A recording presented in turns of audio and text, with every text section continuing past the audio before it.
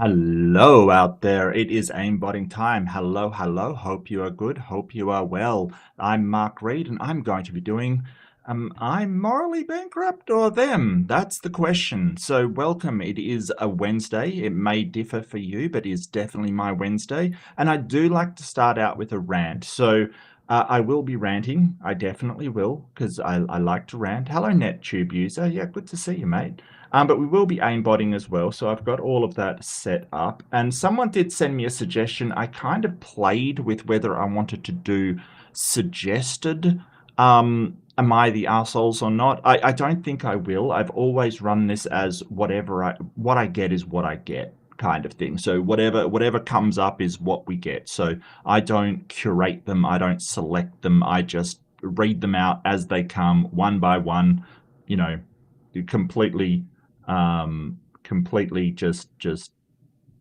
sort of take them as they come. So I don't think it's a bad idea, but I think that for the sort of just randomness value, I do like just taking them.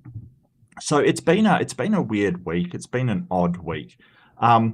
So I do want to go through a few things, and the first thing that I wanted to sort of show you was this is from about a week ago. It is kind of old news, but if you haven't seen this, I want to share this, like, seriously. What is this? Like, this is Trump's spotted wandering on the White House roof. So this is basically the ostensibly the leader of the free world. Yeah, okay, Biden was decrepit and senile, but he wasn't wandering on the White House roof senile.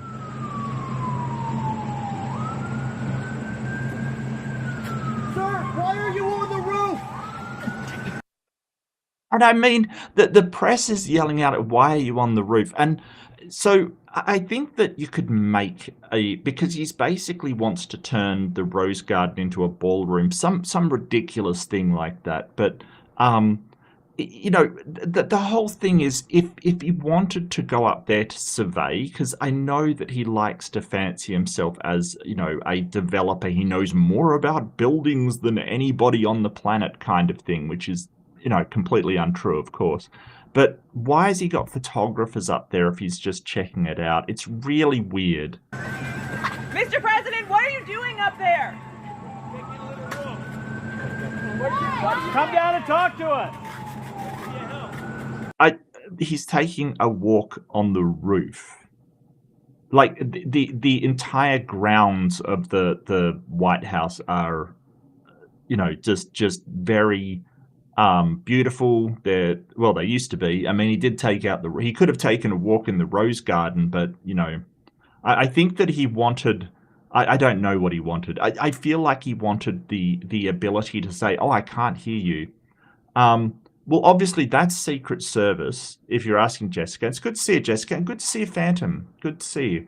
That's Secret Service, and the other person was a reporter. They were a White House press corps, I would believe. So that's somebody taking photos for posterity of Trump wandering around on the roof. I don't know why you'd want to capture that in the annals of the United States, but apparently so. Come down and talk to us. It's good for your health. Are you considering more renovations, sir? Hello, Peter. Are you going to build up? Hi, sir. What is this? Is he going to build a dome? A dome? Yeah, good to see you, Justin. Good to see you, mate. I haven't replied to your chat because I've just got up, but I don't know what that means. It sounds like he's going to be building a dome up there, which is so weird. Like, here's the thing: if you're asking, like, I don't know what he's doing up there. I mean, I think he's trolling. I think what he's trying to do is, like, say, well, I'm going to be building on top of the White House. I don't know. It's weird.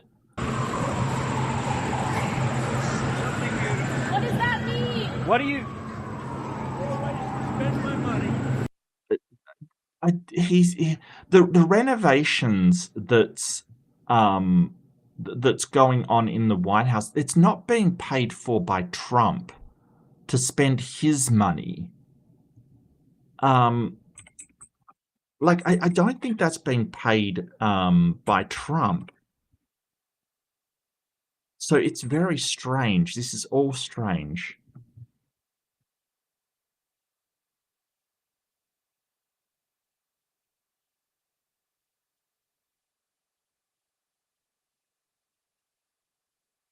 President Trump and other Patriot donors have generously committed to donating the funds necessary to build this approximately $2 million structure.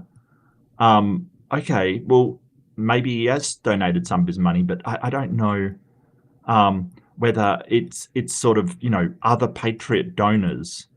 Is that who? Like, so when you're like talking about putting in a ballroom to the White House, and it says President Trump and other Patriot donors, who is contributing this money? Like, who is paying him for the ballroom is really what I'd be asking. And do they expect anything in return? It's very strange. Can you give us another hint? Like, and here's the thing, so the thing is, nobody asked for these upgrades. Nobody asked to take the Rose Garden away, which was sort of very. Trump is looking for the Epstein list. Yeah. I think a better place to check would be Pam Bondi's shredder, but never mind. Yeah, but see, I'll get to that. I don't think he's got any intention of leaving, Justin. That's the thing. By the time they're finished, yeah, but he's not going to leave. It's just another way to spend my money for the country. Yeah, I don't know about that. When it says, "Oh, this is going to be paid for by President Trump and other Patriot donors," I've got a funny feeling that he's just asked people for money, and I don't know what they expect for it. The White House is starting to, I don't know. Anything I do is financed by me, so you don't have to worry, it's contributed. Just like my salary is contributed, but nobody ever mentions that. He mentions it all the time.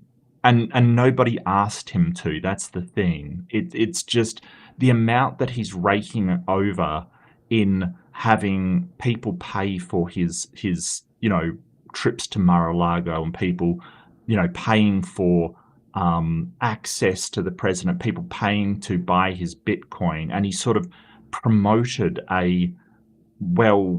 there's sort of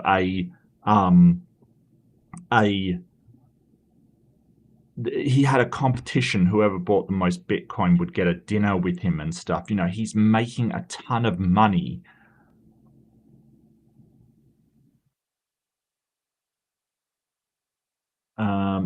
How's there not an active Congress? Well, I mean, that would require. I mean, Congress is currently controlled by the Republicans, so they would need to grow a spine first, and I don't see that happening anytime soon.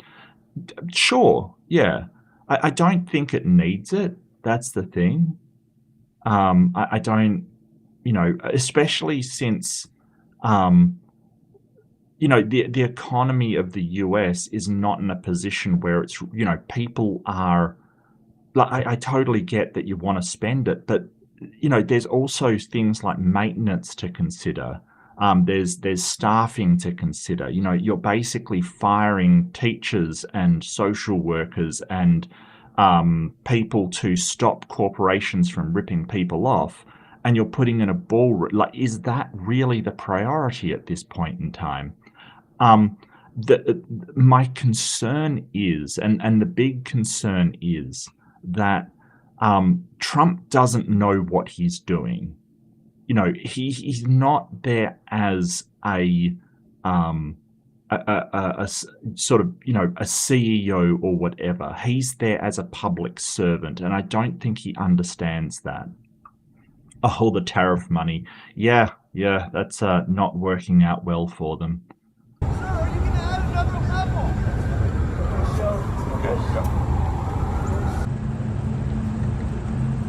Mr. President, what do you want to build? What are you trying to build? What? Sir, You approve?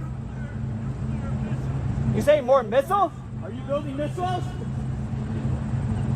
What? Come on, Dad.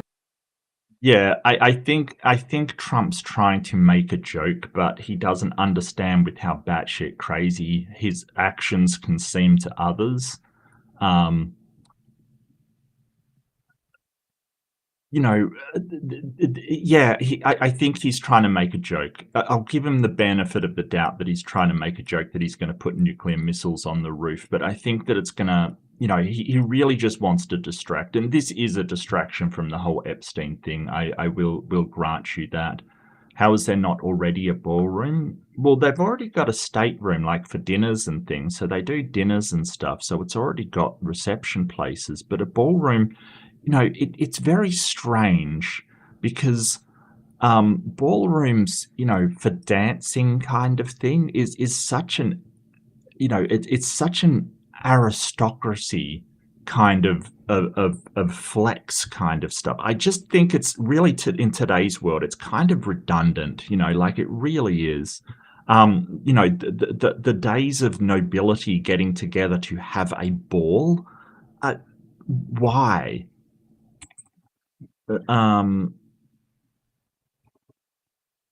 if you want to hold a ball for some reason, I'm sure there's venues around Washington to do so. It's very strange. Like, I really wonder. I really wonder if the Kremlin has a ballroom.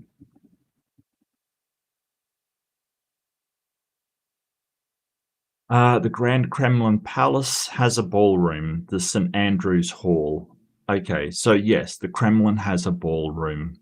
That sort of explains everything. Yes, so St. Andrew's Hall is the ballroom at the Kremlin. So yeah. Obviously it's necessary. Yeah, I would disagree, but thanks, Phantom. Aunt Jess, good to see you. Did you say missiles? Taking over all of Gaza, sir. Yeah, and that's the sort of stuff he's avoiding is Gaza, Epstein, really important stuff. Now, the second thing I want to show, and it sort of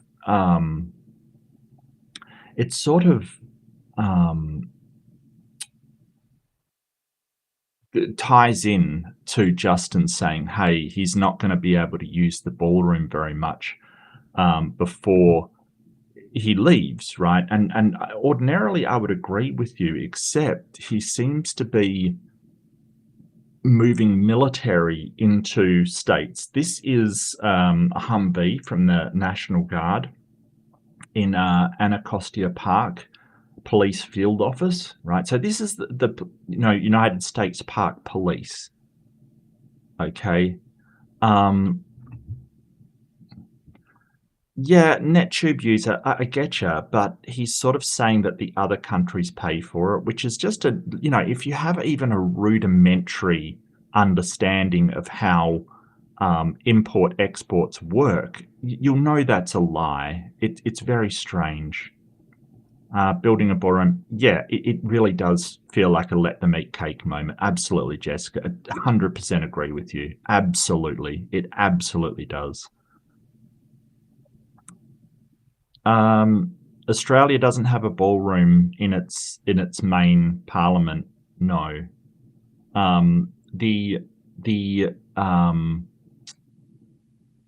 The residence of the Prime Minister in Australia is, oh God, it's something house. I can't remember the name of it.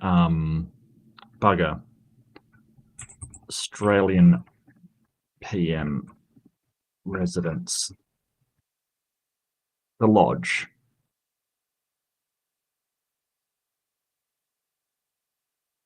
Lodge. Ballroom.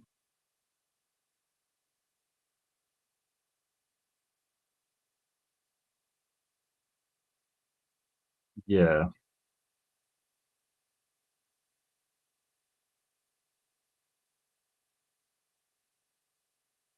No, it doesn't have a ballroom. It does not have a ballroom.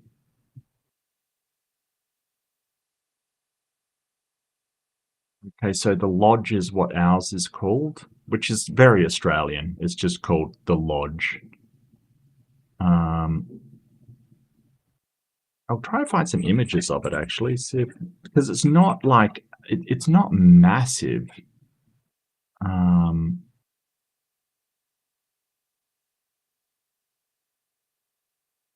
So that's good. This is the lodge. It's more like, you know, it's more just like a decent house. You know what I mean? Like that's the lodge. The one in Sydney is called Kirribilli, I think. I think it's called Kirribilli. Let me check that.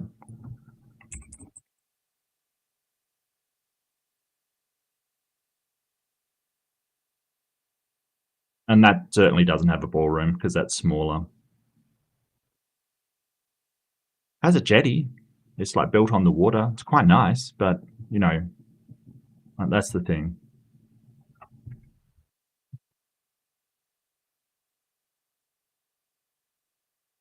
Yeah. Well, that's the lodge in Australia, and they definitely don't. Government house?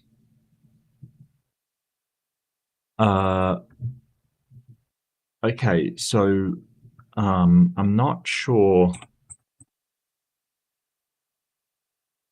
So what you've got to understand is the difference between a prime minister and the governor, right? So the governor and the governor general are they're the figureheads of Australia, right? So they may do, but not the prime minister. But you know, when you're talking about the governor's sort of house, that's used for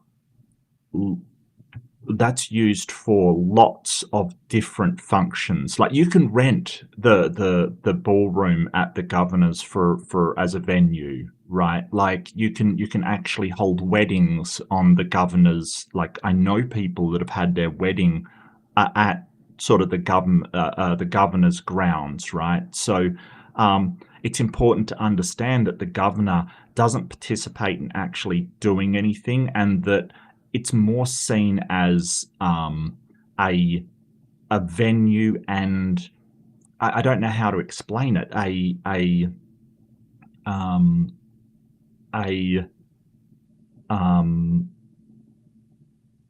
Like a public thing, like it belongs to the public kind of thing, rather than the residence for the prime minister. So it's important to understand that. And like I said, you can rent out the government house ballroom. Like you can just hold a function there. It's, you know, Singapore.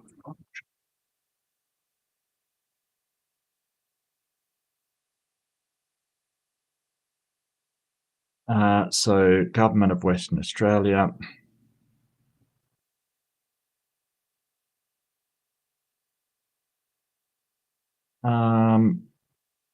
Yeah, so I'll show you this. It's like venue inquiries. Anyway, you can sort of, you know, and they hold tours and stuff like that for sure. And they do host balls, but that's not like our equivalent of the White House. Like there's no government business being done there. While the lodge and Kirribilli, they will. So the two places where the prime minister lives and receives foreign dignitaries and stuff, they don't have a ballroom. But the governor is seen as a sort of a, representative of the Queen. So he represents all of the pomp and ceremony while having no actual power. So there's a reason why there's a ballroom there. And like I say, you can sort of host events and things like that. Okay, so but what I was getting at was, yeah, so the National Guard has deployed to capital DC. This is kind of ridiculous. Yeah.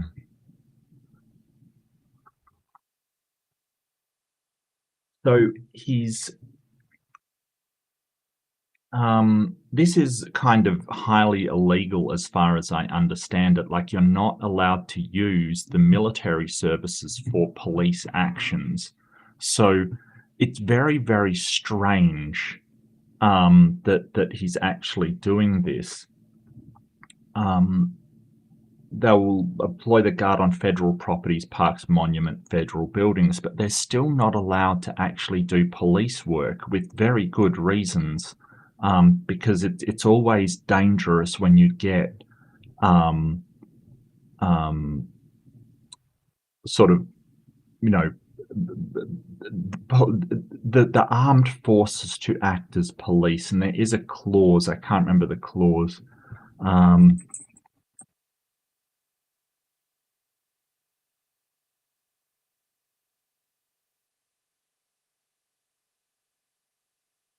The Posse Comitatus Act, right. So it restricts the use of federal military for domestic law enforcement purposes.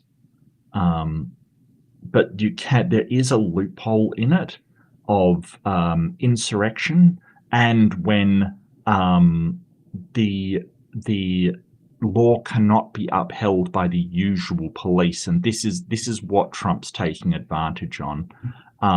He's basically saying that, well, that Washington DC is so out of control that he needs to deploy the National Guard in order to control the situation, which has been done in the past, right? Like, it's not like this is unheard of.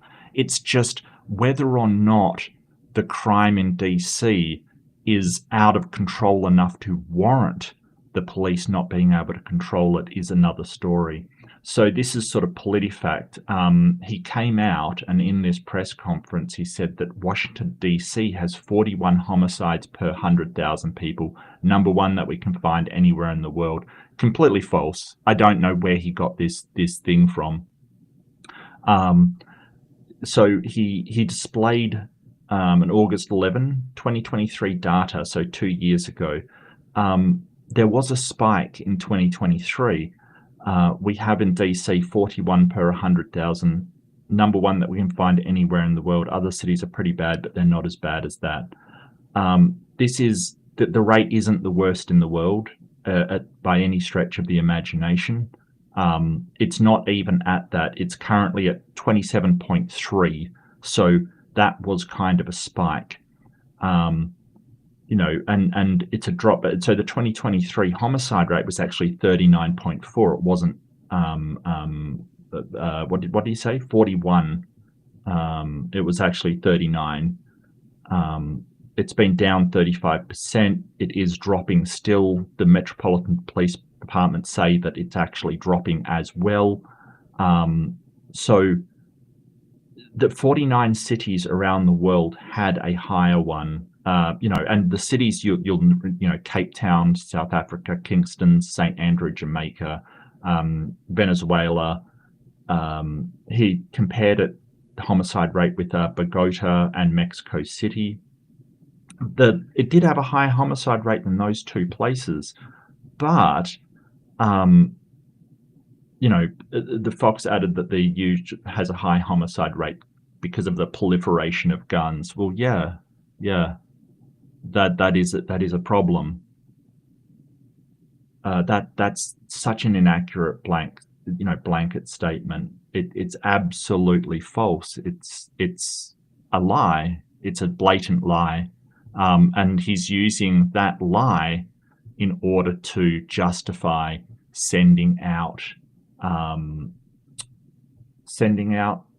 the National Guard to take DC, and there is DC protests. There's a whole bunch of protests coming out. You know, they are marching in the street. I'll try to find you some footage of that. So there's a whole bunch of protests going ahead. Trump must go now! Trump must go now! Trump must go now! Trump must go now! A DC united will never be defeated. Yeah, so there's the start of protests. I think that once the National Guard are there, but this I don't know what this is, whether it seems like preparation for basically holding the Capitol hostage. I don't know what it is, but we know that it's not the crime rate that's the issue. It's interesting the way that Fox is spinning it, though, because Fox, much like our Sky News, is terrible. So share this tab. This is Fox News. They're saying that paid protester requests surged 400% amid this federal takeover of the city. They're trying to say they're paid protesters. Now, this CEO of this crowd movement, I would not trust him in the slightest, right? I would not trust him as far as I could throw him. Basically, he's been saying, "Oh, we've provided crowds for these kind of protests," and I think it's absolutely horrible. This California company, he tries to say that he was offered $20 million to provide a crowd for the No Kings protest that he turned down because of his morals, which is so, you know, it's ridiculous.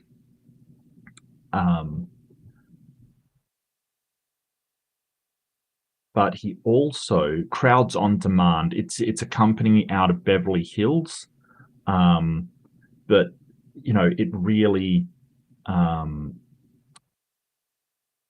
it really is a horrible company that is merciless in the way that it operates.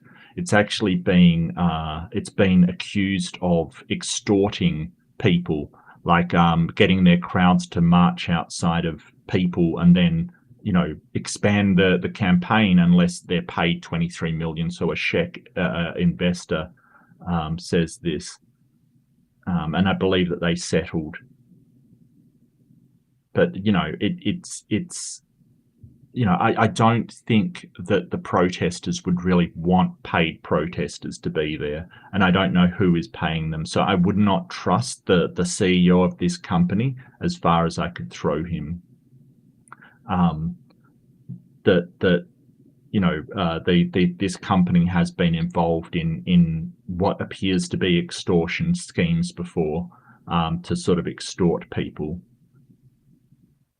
But he claims that the protests are all paid protesters. I would not trust him, you know. And this is how Fox sort of spins it. Oh, they're paid protesters, and they probably have gotten this guy to say, "Hey, yeah."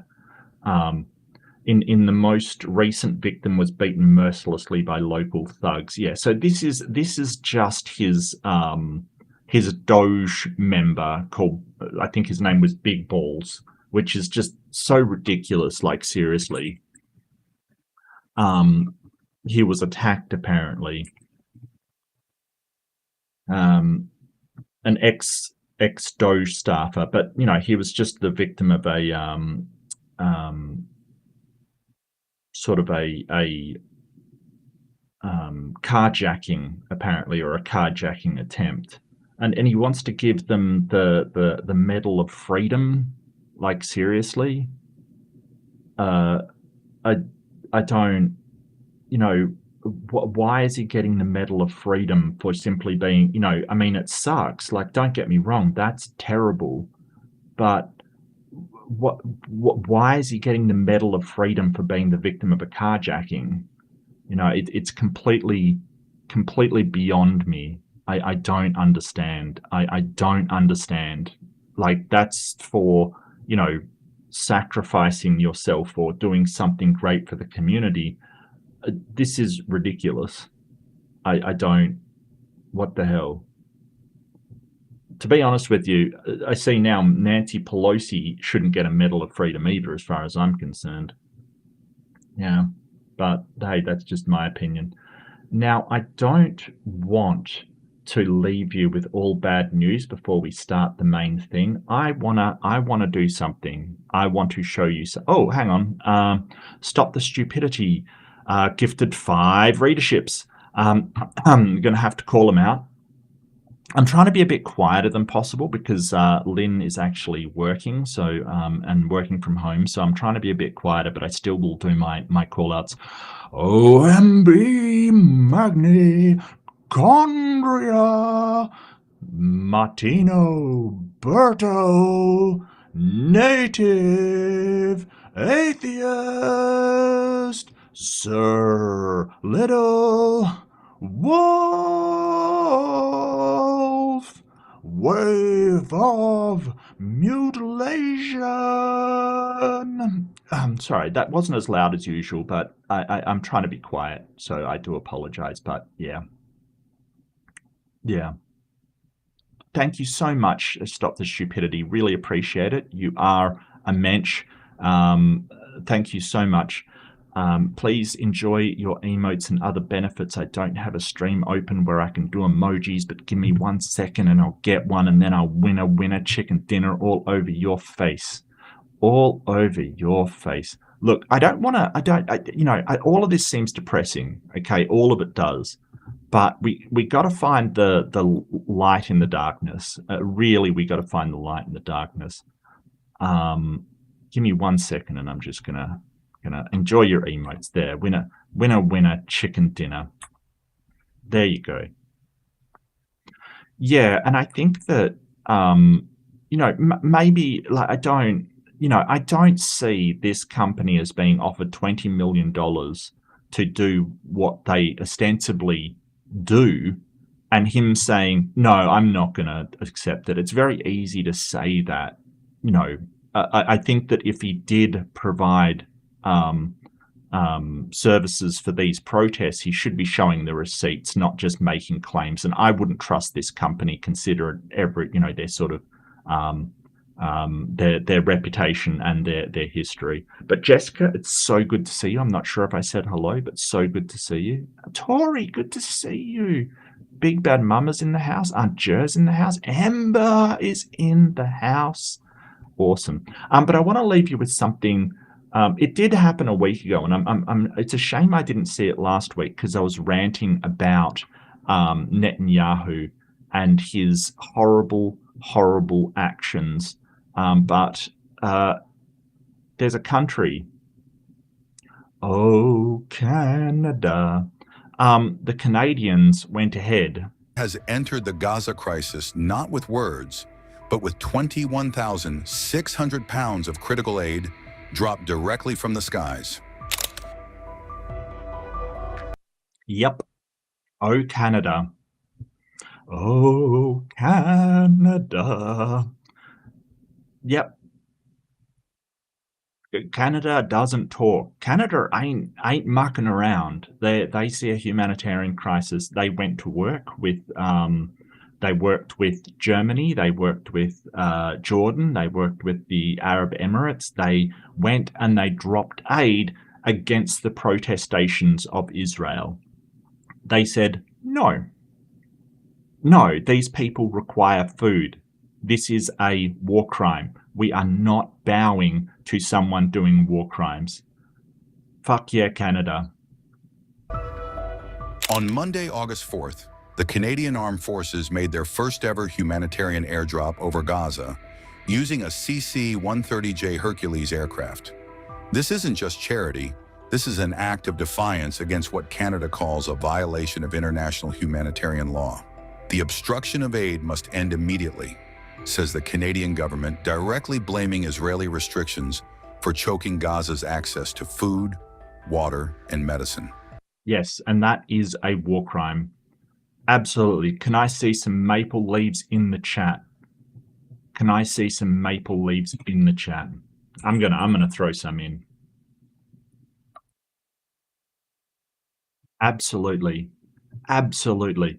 Like, this isn't one thing I have noticed about Canadians, and one thing I admire them: when something's right, they will not back down. They won't say, oh well, maybe. No, there's no maybe about it. This is a fucking war crime, and they know it. And so they've gone, well, we're going to be on the right side of history.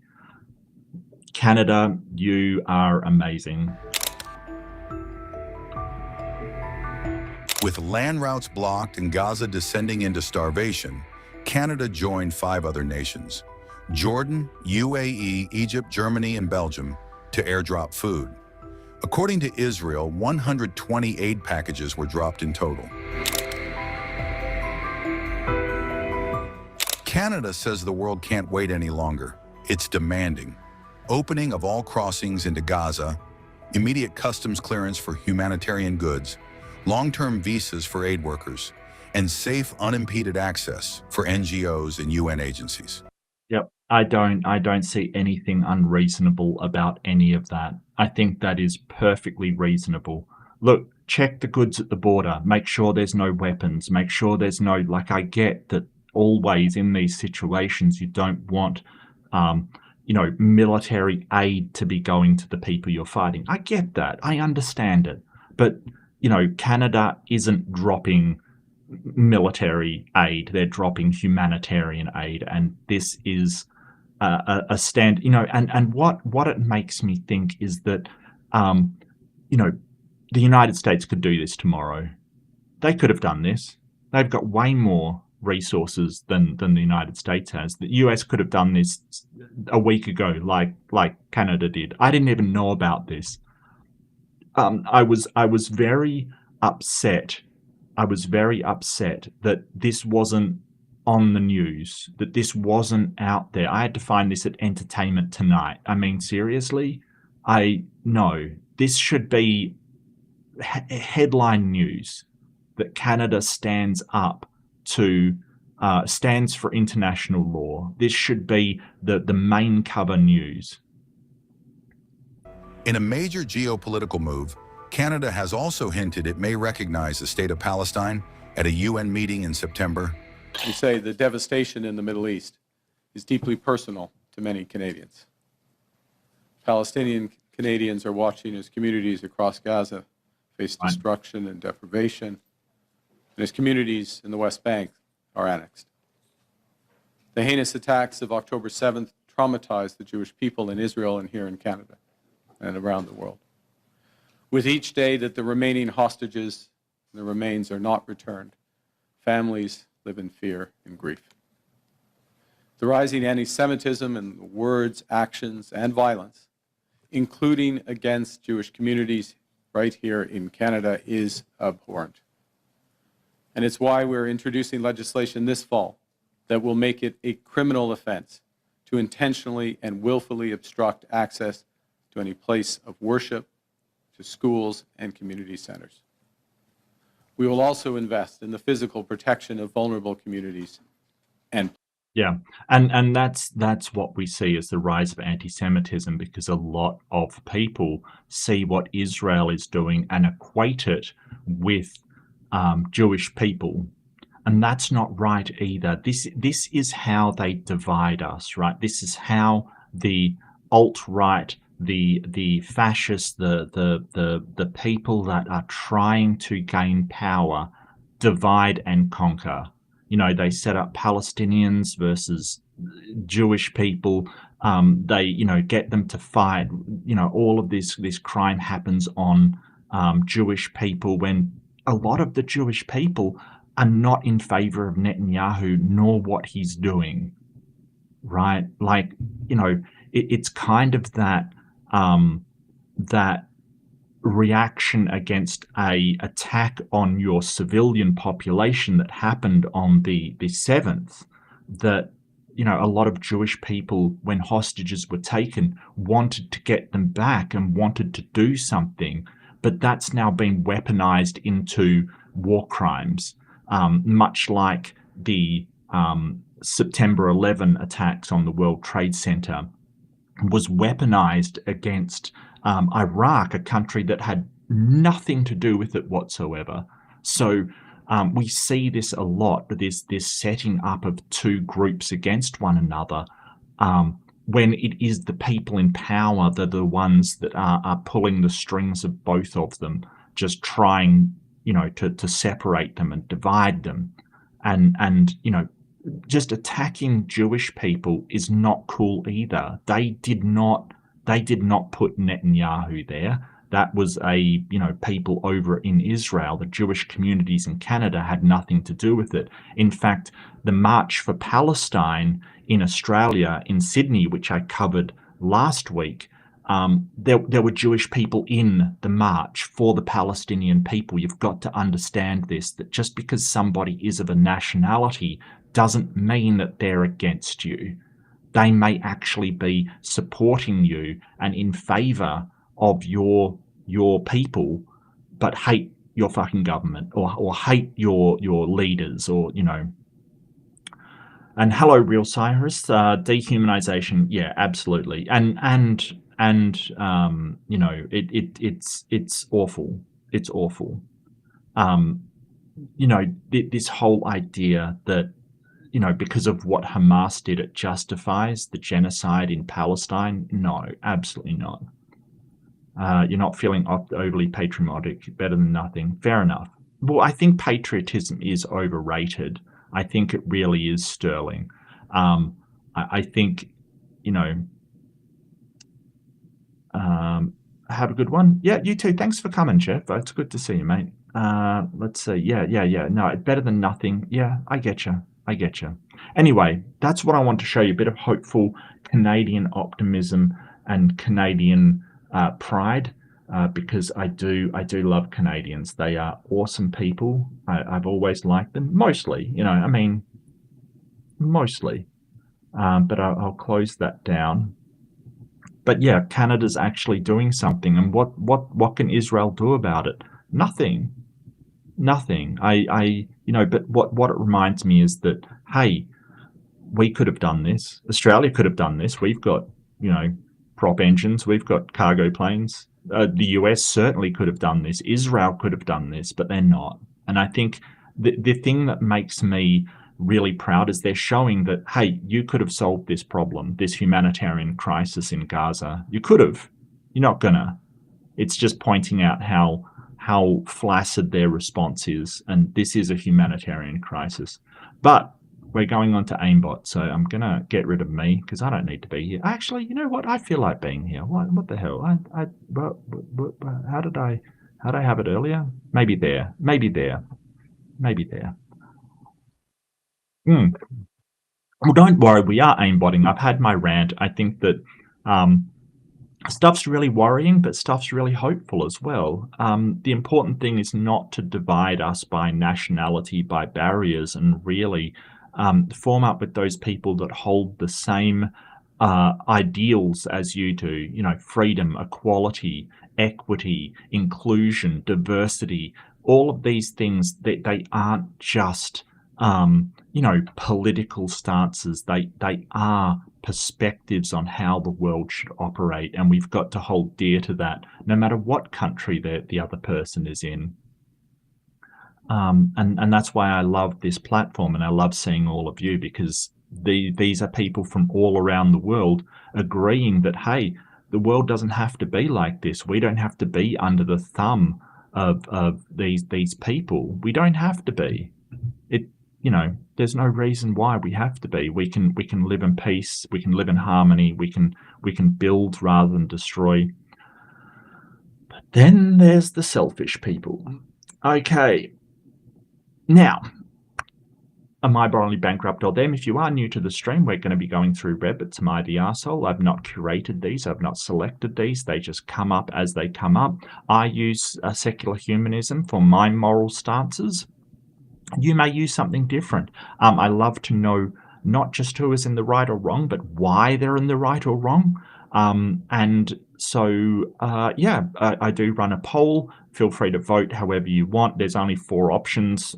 I would like more, but no, apparently not. You know, and yeah, we'll be running through and seeing who is in the right and who is in the wrong. I did forget to turn on subscriber only. Maybe I don't notice anybody trolling the chat. Ever since I did the Wilson debate, people have been trolling the chat. It's just, you know, the toxicity of that entire place is insane.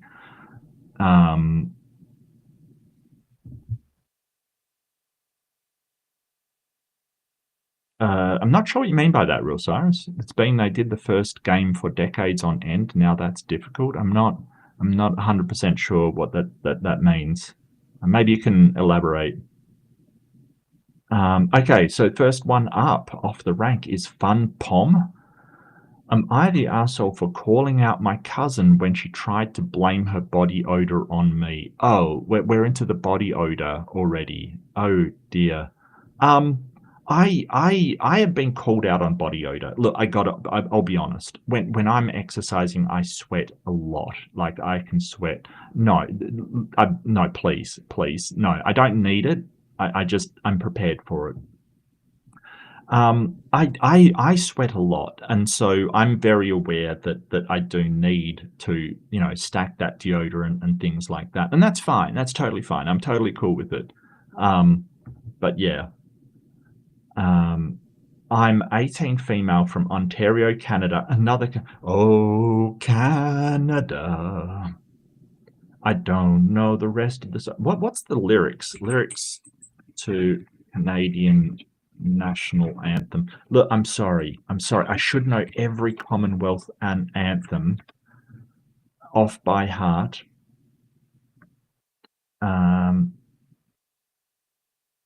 I am definitely not going to sing it in French. I'll tell you that right now. Or maybe I should give it a try just for the lols. Yeah. Oh, Canada, our home and native land, true patriot love in all. I don't know the thing. All of us command. I don't. Tombra sa porte el epee. That home and native land. Yeah, I did. Look, I barely know my own anthem. Okay, I just don't.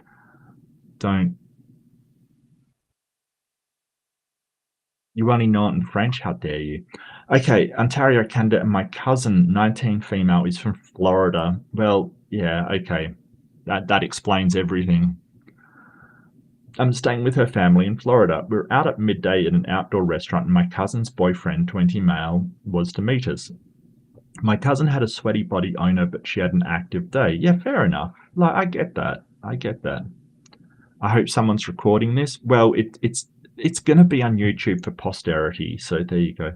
The boyfriend kissed me cousin. Oh, me cousin, hey?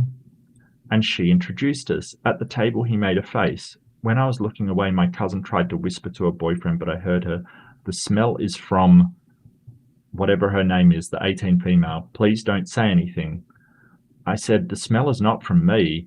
The boyfriend got his nose close to my cousin's upper body and smelled her. He kissed her on top of her head and told her it's humanizing when such a beautiful woman gets smelly. Oh, that's so sweet. What a guy. What a guy. I did try. Look, I'll try. I failed. But one day when I'm in Canada, I will learn the anthem, and one day I'll get there. And I will sing the praises of maple leaves and beavers and moose. Absolutely. On the ride back home, she told me that I am unnecessarily embarrassed her. She said I broke the girl code. What girl code? Like, no, you don't blame your sister's. You know, yeah, come on, don't make the sister the one that's smelly or whatever. Am I the asshole? No. Like, no, that's just stupid. There's no girl code that you're supposed to take the fall.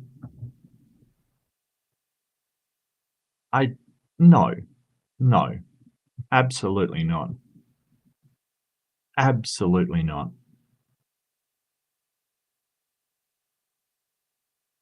Okay. Yeah, clip away. I don't care anymore. Like, seriously, go for it. Hey, Sir Little Wolf. I think you picked up a readership courtesy of Stop the Stupidity, Sir Little Wolf. I think you are now a readership, so enjoy all your emotes and other benefits. If you do want to. Hey, when's my next Mark in the Dark, my member stream? Is it tomorrow? Am I tripping and it's tomorrow? Ember, when did we play Terraria? I don't remember. Wow, my brain. Yes, it is tomorrow, so you can come along to that if you want. The arsehole is always the smelliest. That is not necessarily true. That's not necessarily true. But, yeah. Anyway, I'll go through the things. I think that's fine. I don't. No. You don't take the fall for anyone's body odor. Like, seriously, if you're stinky, just own it. Like, seriously, just own it. You know, if it's that bad, like, just ask if anyone's got some deodorant. If not, go and grab some. That's cool. It's a human thing. It's a human thing. Like, it's fine. I don't get the problem. Like, you know, I'm a sweater. When I exercise, I sweat hard and I get body odor. Absolutely. And I have to go, yeah, I'm stinky. You know, it's just a thing. Sorry. Someone you don't know says, oh, I'll do the poll. Yeah, I forgot the poll. Please don't judge me. Please don't judge me. I think I don't know what. I mean, this is 43 of the resurrection. The poster right for pointing out body odor.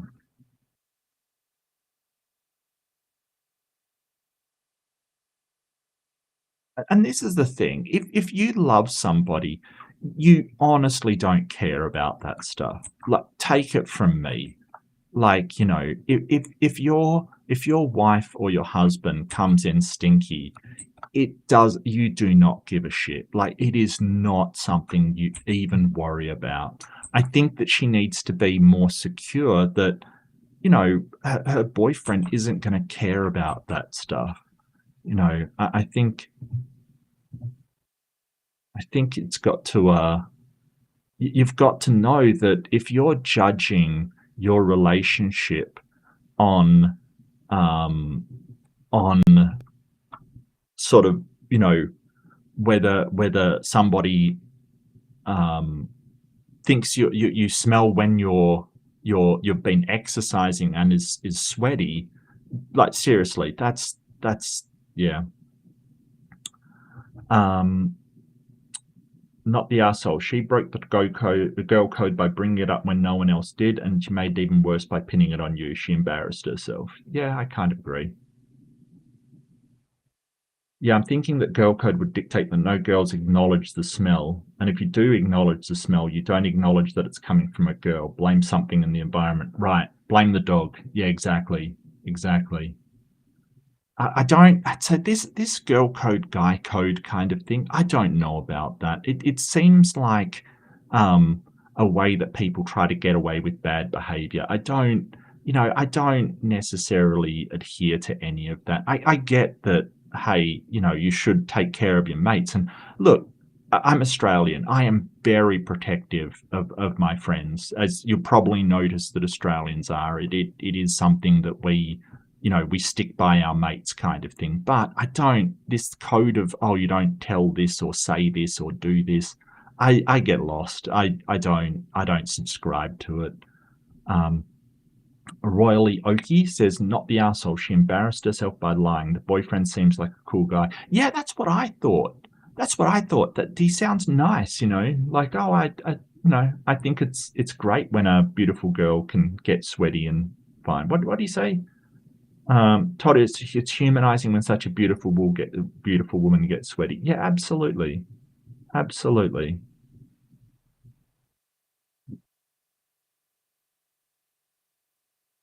Yeah, exactly. It's a human experience, and it doesn't negatively affect it. And you'll that's what you'll experience. I mean, I hate to be the um um the oh, I'm an old guy and I've been through it. But seriously, in relationships, that is so it doesn't matter. Like this kind of stuff doesn't matter. When you love somebody, that kind of stuff is, if they cut the cheese or something, it doesn't matter.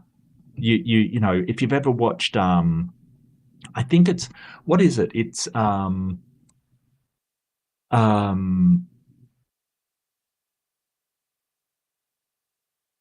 oh God, Good Will Hunting. He tells this story about his wife, like ripping a fart or something, and it's just he loves her no matter what.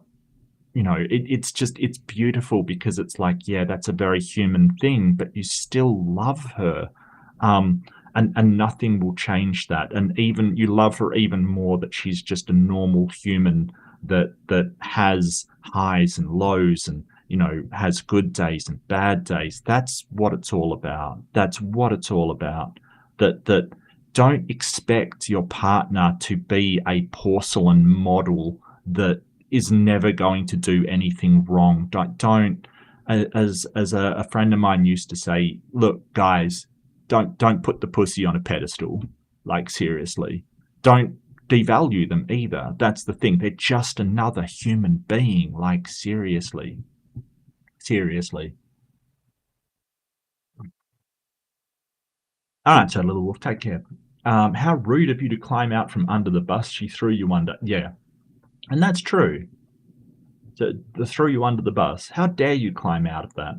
You know what? That's sort of what I get from Trump. He kind of goes, "How dare you climb out from under the bus that I threw you under?" It's wild. Not the arsehole. She broke girl code.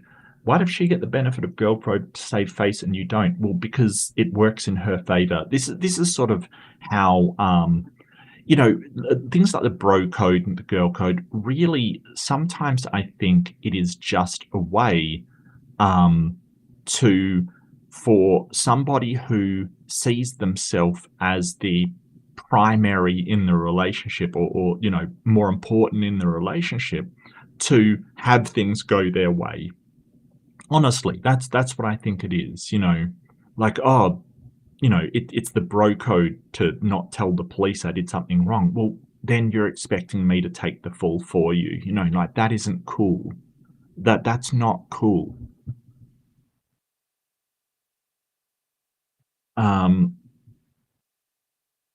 So yeah, I don't get with these codes. I don't, I get that there's some reasonable expectation of what a friend should do for you. Totally get it. But, this kind of thing of,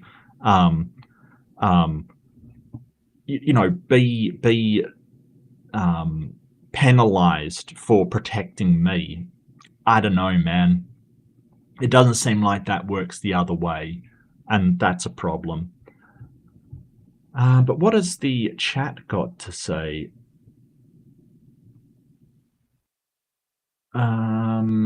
Didn't know the girl code covered BO. Yeah, no, I didn't know at all, actually. I that's news to me. How about carrying some deodorant in your purse? Well, yeah, I mean, that's if you do have, like, if you're going to be exercising and that you're going to get stinky, because I mean, I just sweat. Like, I am covered in sweat when I exercise. I don't know what it is. I'm just a profuse sweater. I don't know. Yeah, I mean, I take deodorant with me, but I get that sometimes you don't know you're going to be doing that. But yeah, hooligan counters. Pachung. Deodorant is a preventative. It won't fix an active smell. You need to shower. Well, yes, but it can certainly cover it up until it's time to shower. So it's not so much that you're trying to get rid of it, it's just you're trying to make it more bearable for people around you. Sterling says if it's just your pits, you can use deodorant and it will get rid of it. Well, it'll mask it. Yeah, it'll mask it so, you know, ears perk up, blame thee. Okay, I'm not sure I can blame anybody for body odor. I mean, it's just something that happens. And some people have body odor worse than others. Look, it's just a human thing. We just gotta accept it, you know. You can go to the restroom and attempt to wash your pits. Yeah, absolutely. I've been there, done that. Deviant says 1 out of 2. All the post did was rightly say it's not me. Mrs. Stinky's the one who's yeah, absolutely. She threw the poster under the bus when the poster wasn't even thinking about travel, and then Stinky accused the poster of breaking some bullshit girl code, even though Stinky's boyfriend was a total gent and a sweetheart about it. Stinky's a stinky asshole. Yeah, and I you know, I'd be happy that the guy just doesn't care. That's so cute. It's so cute. Jessica goes on to say, if you see a woman being approached by a creepy guy, you pretend to be her old best friend from high school. You sit next to her and vent stories so the guy goes away. That's the girl code. That's fair. That's fair. And look, I totally understand it. You know, like, I mean, I've certainly been, I've been the guy to try and talk to women in bars before and they're not interested. And, you know, totally understand it. It can be intimidating for a woman. Sure, absolutely. No, I get it. I wish that, you know, I wish women could just say, hey, listen, I know that you're, you know, you're attracted or whatever. I'm not interested. Please go away. But unfortunately, there's a segment of guys who will react really badly to that. You know, I wish it was the case that they could just say that, but guys will react so badly that it's kind of a non-starter. So while I wish that women could just say, hey, look, not interested, you know, thanks for your time, but look, could you please go away? I wish that they had the freedom to say that without guys losing it. It's yeah. You have to wash your armpits before applying deodorant. Yeah. I mean, it is together, but it's more bearable. I get what you're saying, Archer, but it's more just, you know, soap. Yeah, just use soap. Just use soap, mate. Soap, body wash. I personally just use soap. That's fine. You know, it's important. Yeah, and while you're at it, guys, seriously, wash your junk. Like, seriously, everybody wash your junk. I think I've gone on about this before. I won't say it, you know, meow though. Okay. Jessica says the girl code also covers things like telling your friend if she has some lettuce stuck in her teeth. Yeah, I don't remember any girl or bro code being take the fall for somebody else's, you know, bad hygiene or in you know, imperfect hygiene. Like I don't. Yeah. Deviant says exactly, Jessica. The girl code is always protect other women from creeps in non-suspicious ways. Yeah. Having beef stroganoff. Now I'm picturing a boiled egg. Look, I mean, it is what it is. You know, that's what it is. I just, you know, so I've got a pretty high metabolism. I know this because, you know, I've been very thin throughout my life. I believe that there's a term for it. It's like ectothermic or something. It's like people that just weight falls off me. You know, but at the same time, I seem to like produce a lot of heat. You know, my engine runs hot, if you will. So, yeah, I think that I sweat a lot because I really run hot, you know, like my wife thinks that I'm her portable heater, which is fair enough, which is probably true, you know, probably true. Interesting topic. Hey, Kings Mason, good to see you. Yeah, it's just started. It's just started. I've had my rant. I've got it out of my system. I'm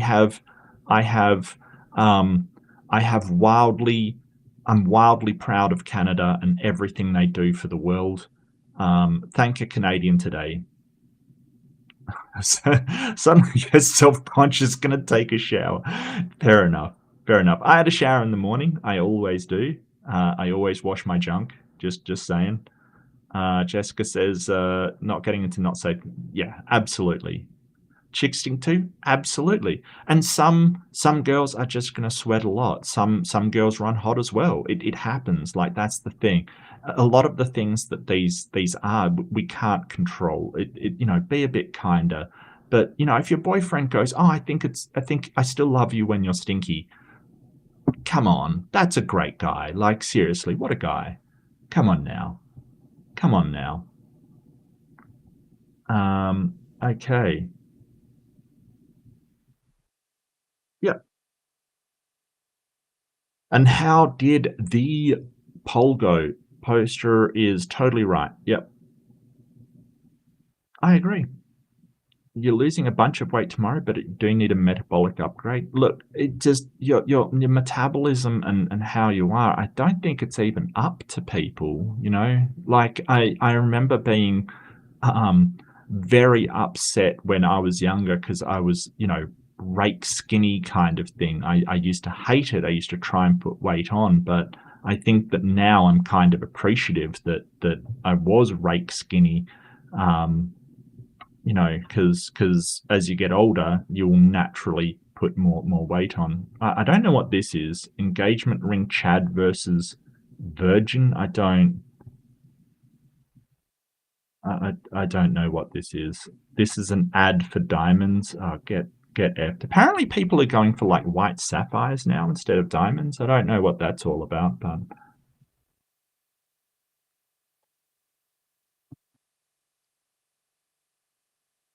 yeah, right. That's some serious heat output. Dang. Don't they get snow? Classic Act 3020. Am I the arsehole for accidentally throwing my co-worker under the bus? Well, I presume that's metaphorical and not literal. I would dread to think that's literal, but probably not. No.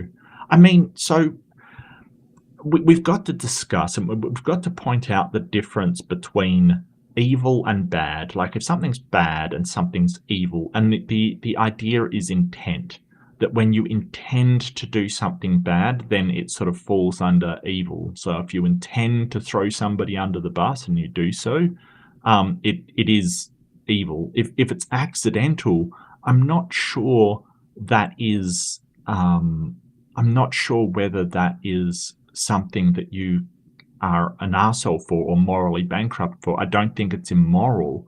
I think maybe there's a level of being inconsiderate, maybe, that you don't take enough care with people, but you know, it wouldn't fall into evil, and I'm not sure it would be immoral. It may be that, you know, I guess it could be, but no, not accidentally. I mean, that's the Diet Coke of evil. Yeah, I love that. Just 1 calorie, not evil enough. Okay, I, 25 female, have a close work friend, Anna, 30 female. She went on leave for 2 days and handed me a project. She didn't tell me the client was unhappy with the report, so I ended up working under a super tight deadline to fix a ton of issues. Okay. When she came back, we split the remaining work. Mine was due Friday, hers on Monday. Okay, so her submission time is before them. Monday morning, the client called at 8 a.m., our start time, for a progress update. I joined, showed my completed work, but Anna was MIA'd, and we know the nature of the client. He usually escalates, or at least needs to know the work we completed in a reasonable time frame. I called her several times, no answer. Well, if her work is due on Monday, of course she's not going to be there. Oh, Monday morning. Oh. Okay. So she got hers done. You know what, Sterling? That annoys me, right? Like, that actually annoys me. And I get that you're joking, but that is most often said by criminals and people that don't want to have what they're doing reported. I don't care, right? If you're doing something wrong, I will fucking report it. You shouldn't be doing it in the first place. Trying to put it back on me by saying, hey, you shouldn't have told anybody. No, that's not how the world works. This whole thing of punish the whistleblowers, it's gone way too far. Like, seriously, what the hell? The client kept asking about her report, so I made some changes myself to avoid delays. The client mentioned not being able to reach Anna either, so I agreed to assist if she is not available in a reasonable time frame. Okay, so she's taking responsibility for Anna not showing up to a meeting, which is not her job, right? Like, this is absolutely in the ballpark of Anna's fault. Like, seriously, if she had a meeting and she didn't turn up, what the hell? Around 11 a.m., our HR intern friend said she was checking with the head of department of HR. See, the acronyms, I know corporate acronyms, okay? I know corporate acronyms. I don't know, this is head of department of human resources. I don't know normal acronym. I know network and corporate acronyms. At the same time, I messaged our manager and to ask if I should take over completely. Right, like, do I take over? Right after I sent the message to my manager, I'm talking 5 minutes, HR told me, don't tell the manager, but she just overslept. Oh, the message was already sent and my message my manager sent a message to the head of department for escalation, although HR hadn't sent her message to head of department yet. Oh God, this is an absolute mess. The manager called Anna and Anna exposed that she overslept. Wow, wow. Later in a private call between us three, the HR intern told Anna it was me that reported the incident and that was my fault the manager knew she was off work. Oh, screw that. In a manner that made me sound like a snitch. Oh, no. I genuinely wasn't trying to get her in trouble, as we thought we were both just trying to keep the project moving. Anna is now in deep trouble with the management due to the whole ordeal, and I am reminded that this is all my fault? Am I the arsehole for outing her to the manager? Any advice welcome remotely? Absolutely not. Absolutely not. Oh, this is what pisses me off. This whole thing will snitches get stitches. She's doing her job. What the fuck are you doing? What is Anna doing? Like, she's got a client that she knows is difficult, doesn't show up to the meeting. This poor woman has to deal with her fallout of her unprofessional behavior. And then she's like, well, how dare you tell the managers when this emergency came up? Bite me would be my response. Absolutely bite me. Like, seriously, if you didn't want the managers to know, you should have turned up for your freaking job. Now, not to mention that this person has to cover and do extra work because you're not doing your job. This is what I'm talking about, the thing of snitches get stitches. No. Try not doing the wrong thing in the first place. No, absolutely not. I don't see why this woman should have to do extra work and should have to try to cover your ass because you're doing the wrong thing. And, oh, you dobbed me in. Yeah, she did. Because this work needs to be done. It's what you're being paid for. And here's the thing. Why should she get associated with unprofessional behavior and not being able to complete projects when she's doing her work? No, this is not cool. I think that you should have told management, even if even if they didn't know and, you heard from Anna, right? Even if you heard from her later, management should know that you're doing somebody else's work. You should not have to do somebody else's work. And this is the thing that really annoys me, because people like this Anna person are the ones to, say, oh, I did this fantastic work, and then claim credit for it.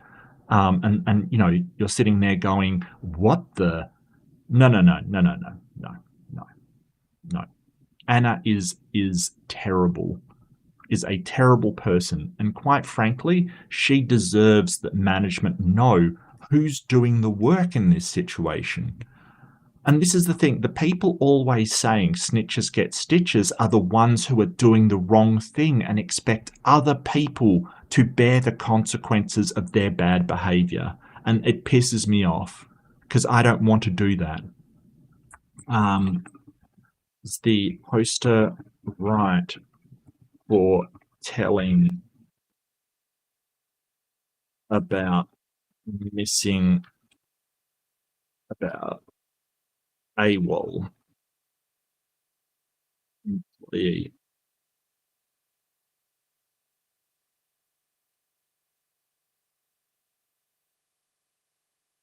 Like, I get that, hey, cover for people if it doesn't mean it. If someone goes out for a smoke and you're like, oh, cover for me. Yeah, sure. No worries at all. And if they ask, yeah, I don't know where they are, they'll be back in a sec. They always are. Like, totally get that. It's no big deal. But if you're missing meetings with a client and expecting me to do extra work, and also the kind of emotional damage, that emotional damage of having to deal with an angry client because you didn't show up. No, you don't get covering privileges at that point. You don't get to turn around and say, hey, snitches get stitches. No, motherfucker. You dropped the ball. No, I'm not doing that. Seriously. I'm 100% not doing that.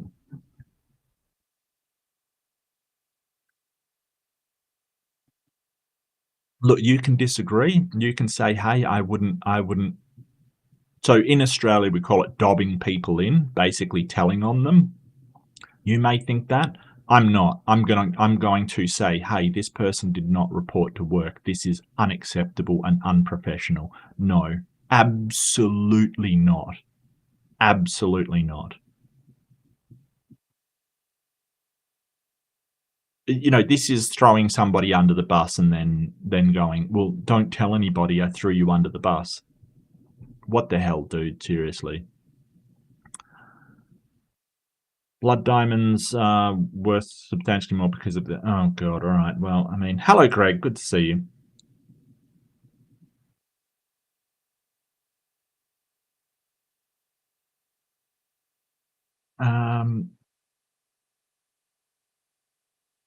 Oh, I think King's Mason's still stuck on the previous one. Imagine personal intimacy for running hot water. We all come from that. Yeah. Annie, are you okay? Are you okay? Yeah, I don't think she is. She's horrible. Absolutely horrible. I feel very, very, very angry at this person because I've been there, right? I have been there. I mean, I once told this story, and that was that basically I rang up this client. Now I won't say much details, but I was working in an internet company.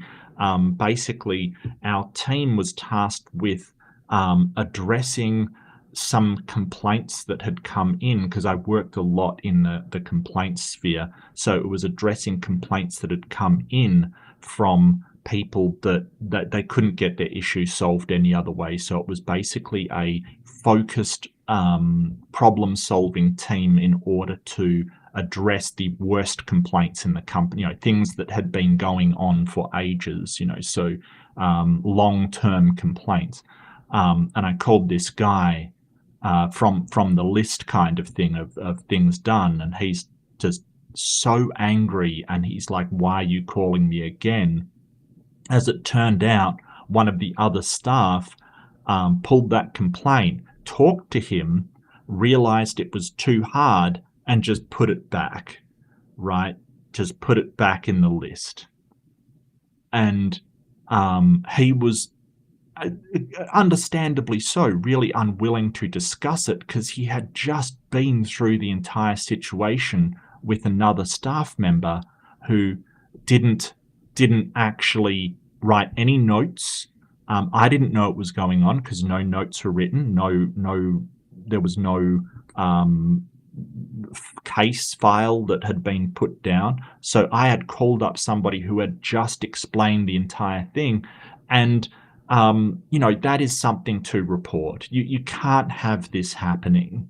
And I was left to deal with a very, very angry man who had a right to be angry. He'd just gone through the entire thing of why his internet wasn't working, what was happening, all of the stuff. And I'm asking him again, horrible stuff. Oh, hello in time travelers. I didn't get a pop-up for that, but welcome. We are just aimbotting at the moment. Feel free to join. Hello, Titan. Good to see you. And Big Bad Mama. I didn't see you there. You're lurking in the background.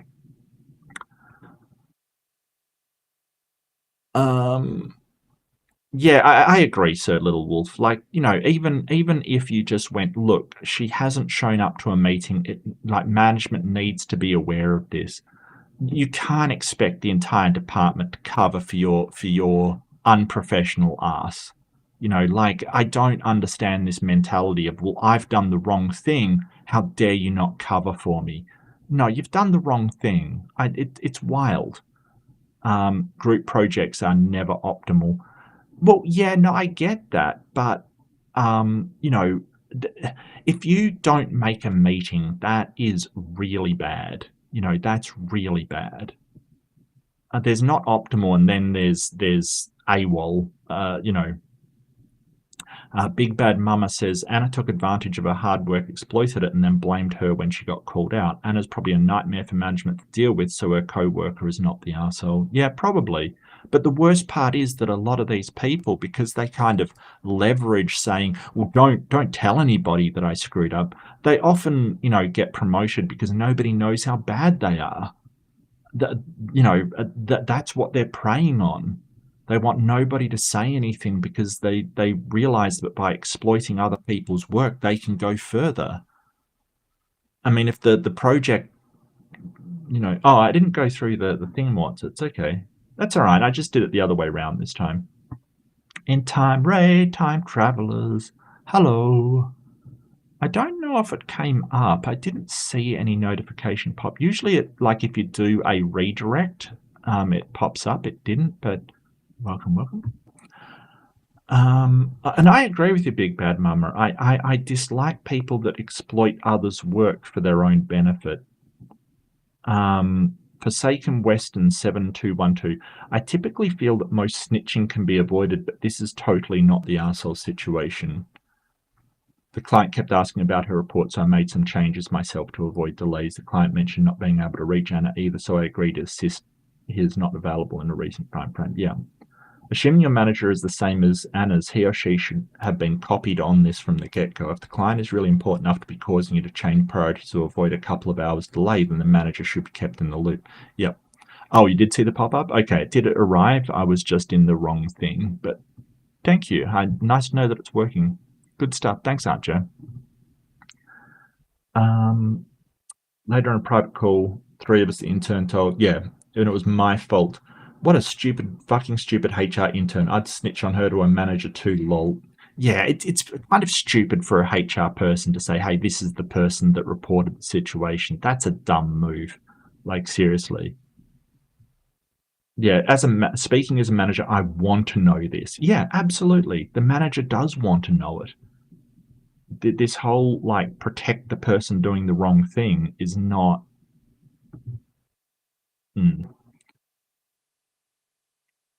not the arsehole. She didn't show up for 3 hours. It's her fault. She's lucky she wasn't already fired. This isn't school. You aren't her mother. Yeah, exactly.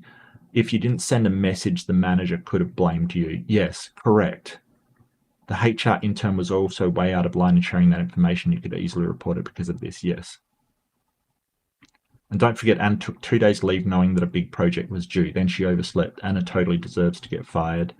Well, I mean, I'm not going to say that. There's a lot to someone, you know, there might be other things she does. There might be, you know, this might be a blip. I don't know, but it's certainly unprofessional behavior. I don't know about being fired. So settle down, Reddit. Just settle down. All right, don't go crazy.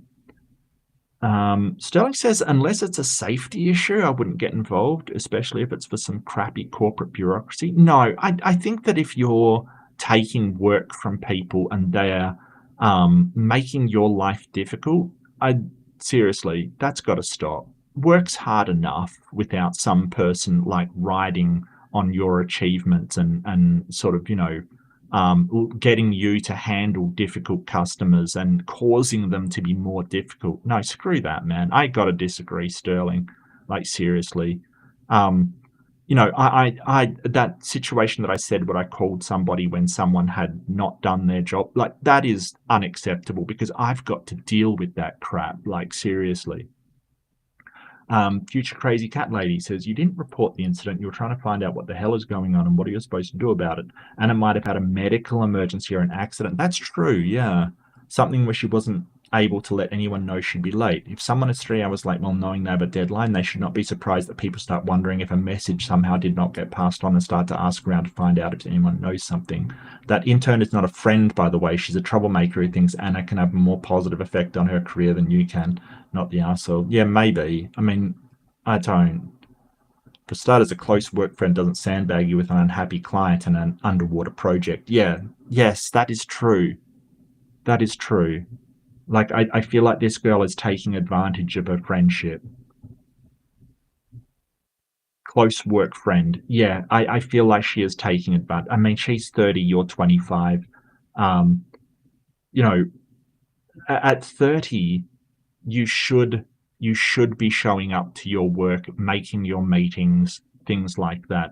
You know, and I feel like the older employee here is saddling the younger one with you know, with a project, unhappy with the report. So yeah, like, seriously, I feel like she's just taking advantage of by someone that she thinks is her friend. She's not acting like a friend. You didn't report anything. You were trying to get the customer what they needed. It isn't your problem that you overslept. You did nothing wrong, not the arsehole. Yeah, absolutely agree.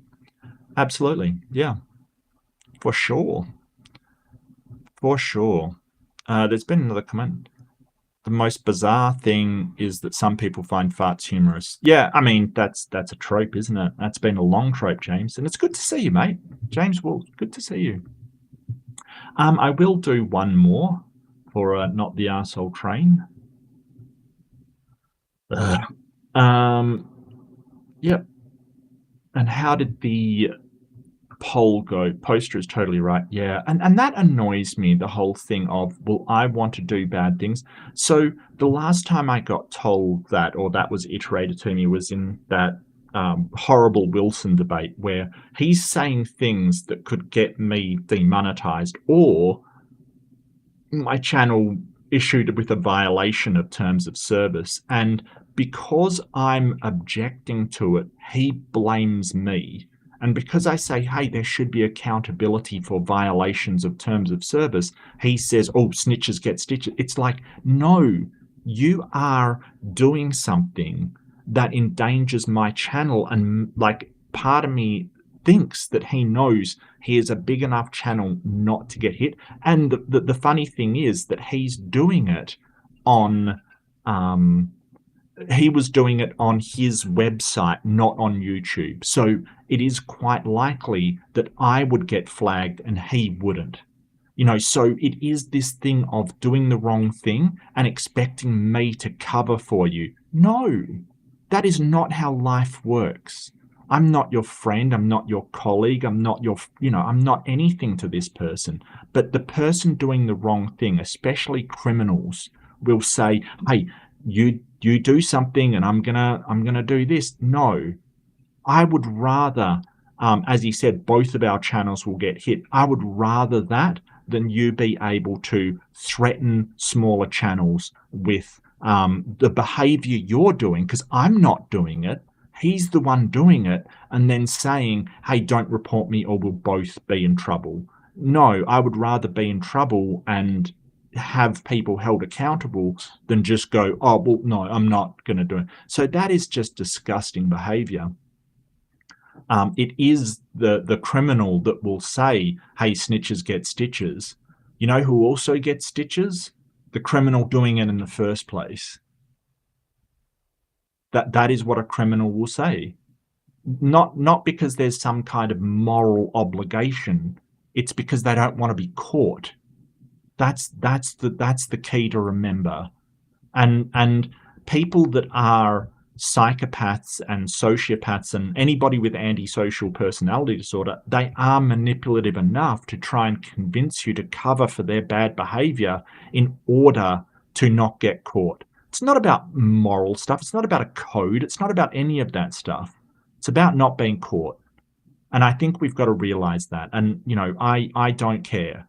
I don't care if you think I'm under some kind of code or, you know, and the girl code before, it's not about there being a girl code. It's not about being that you don't, you know, draw attention to that in another girl. No, it's about not getting caught. Like, let's drill through this to complete BS. It isn't about having some moral obligation.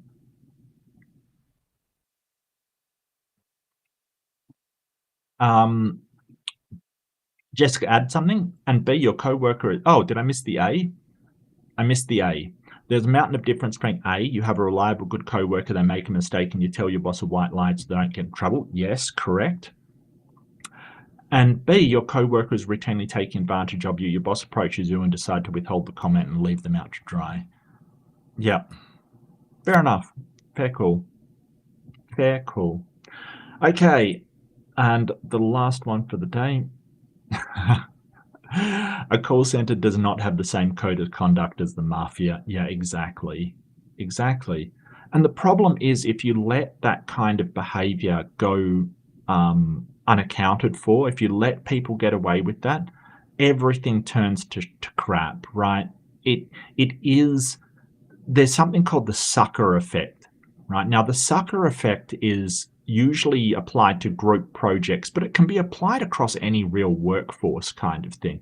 The sucker effect is basically when people start doing a poor performance or not putting any effort into what they're doing or you know, sort of neglecting their responsibilities as a group member or a workforce member or in your employment.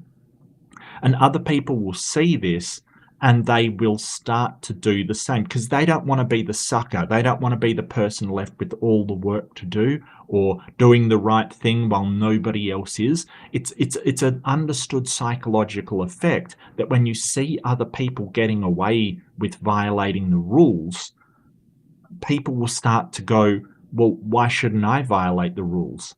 Everyone else is. I don't want to be the only person not doing this.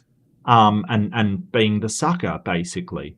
So that's the sucker effect. It's very well understood. And it's why things like corruption in government is so important to clamp down on as soon as it starts. Because once that corruption and the violations of regulations within workforce or within the government or within, you know, police or anything really, once those violations of regulations get started, the sucker effect comes in, that the other people will go, well, why am I following these regulations when it seems nobody else is? And I will say it seems no one else is, right? That can be a perception problem. But it's the reason why we should report this, because if we leave it unchecked, it will spread. People will go, well, you know,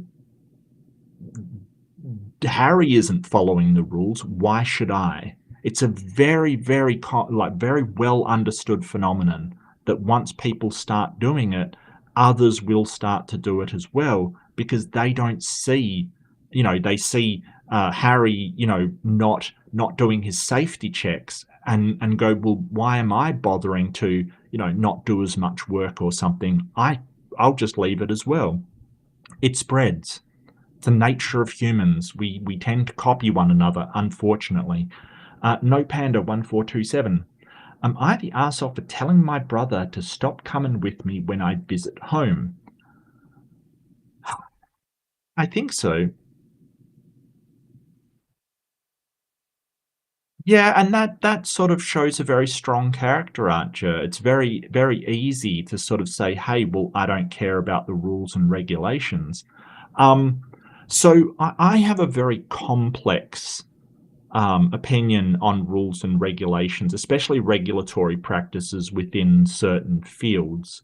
I have been known to break regulations when absolutely necessary. I think that autistic people generally follow rules and regulations just because that's the procedure kind of thing, and I think I've been under that. But I have been known to break them when people are concerned. So I remember, I'll just give this example, that there was an internet system preventing a phone from being connected. This is in the old days of PTSN, so the public PSTN, publicly switched telephone network. So just your copper landlines kind of thing. Back in the dark days when I was a lad, when we had copper lines and handheld phones and you dialed the thing. So basically a phone couldn't be connected, but this customer, they needed it for a emergency service. It was a signal that if their heart stopped, it would send an automatic call to emergency service. It was an automated thing. It was an elderly customer, and they needed it to notify authorities if their heart stopped or if they were in trouble. It was an emergency switch kind of thing. Anyway, because of the nature of the internet service that was in the house they were moving into, so they were moving into this house, they couldn't connect that line, right? Like it would take about 4 weeks to take down the line that was already there. It was a special type of line, and it would take ages to take it down, and then we could put the phone line in. But that customer couldn't wait that long, right? They were in very poor health, just moved into a new place that they were going to be living in, and retired. They had heart problems. They could go at any time, and they needed that service, right? So I had a manager come to me, as they did, and say, look, this is the situation. What do we do? Because there was a regulation that you're not allowed to take down a line without the permission of the people that own it. And according to our records, there was people that owned it. They just never shut it down, and it would take extra. So all of this stuff was coming in, but this person needs that line, and it can't be a mobile. It needs to be a landline because they were the most reliable kind of thing. This was in the days where, the network that we were on wasn't particularly reliable mobile network. So all of these conflux of things that this person needs it. So this manager gives me the problem, and I'm like, no, we can't follow this regulation, right? We can't. That we can't take this line down could get someone killed. Okay, that person could die from lack of medical care. We have an obligation to provide an emergency line for that person. Absolute obligation. This isn't a matter of, is it against regulate? This is a matter of life or death, right? Like this honestly is. So what I came up with is that we connect a new line, advise the technician to swap the lines over, so that it's very difficult to understand, but basically I was going to do a switcheroo with the line, which it is a gray area, but technically we're not kind of allowed to do. But there's nothing hard stopping it because the line technically still exists. It's just that we've done a switcheroo on it. So I found a gray area. And this other manager who had been consulted as well, she was like, you can't do that. And my answer was, watch me. Like, this isn't a matter of, hey, is it right against regulations to do this? This is a matter of this person needs that line and they may die without it. Watch me. That's exactly what I'm going to do. I am going to exploit the system to do what I need to do. And, that didn't win me any favors with the managers. They were kind of like, that's really a gray area and you might be going outside of regulations. And I'm like, watch me. That's exactly what I'm going to do. Because I could do it. It is possible. And the regulations mean nothing in comparison to somebody's life. So I did it. That's all I care about, and I slept well that night. And the other manager was like, yeah, it's a gray area, but as long as you can do it. So that's, when it comes to that kind of stuff, to regulations, where the regulations are actively hurting people, and people go, oh, you can't do that, it's against regulations.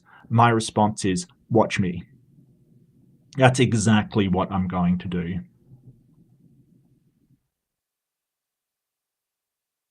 So yeah. Are you question and challenge authority? I think it should be questioned, and I think it should be challenged. And look, some regulations are there for very good reasons, right? Incredibly good reasons.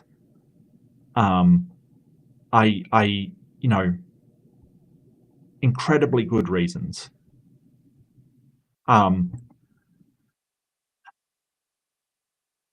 Very, very good reasons. But if your only reason for doing something, and I've said this before, if your only reason for doing something is, well, it's against policy, that isn't a good enough reason to have the policy. In the corporate world, and this is something I've learned over many years, is that there'll be all number of policies. The ones that are just there for the sake of having a policy, or it used to be useful ages ago but no longer is, just get rid of them. Like, people want to stand by these policies and these regulations for no reason. And all they become is red tape for no reason whatsoever. Just get rid of them. But it's important to understand which do have a function and which don't have a function. But if the only problem that you have is, well, it's against company policy, get rid of that policy. It's not necessary. Because there has to be a better reason than against company policy. It has to be well, the system will do this and, screw everything up, or, we can't do this because it will cause this. That's fair. But if it's just, well, it's against policy, that isn't a reason. It never should be. Policy should reflect the constraints of business operations, not just be there for its own sake.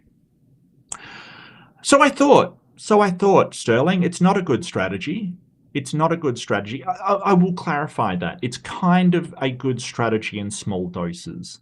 So the problem with making yourself indispensable was the same problem I ran into, that if you are in a position where you are doing, you're putting in 100%, you're doing in a really good job, that they will never promote you out of that position. That's the problem. I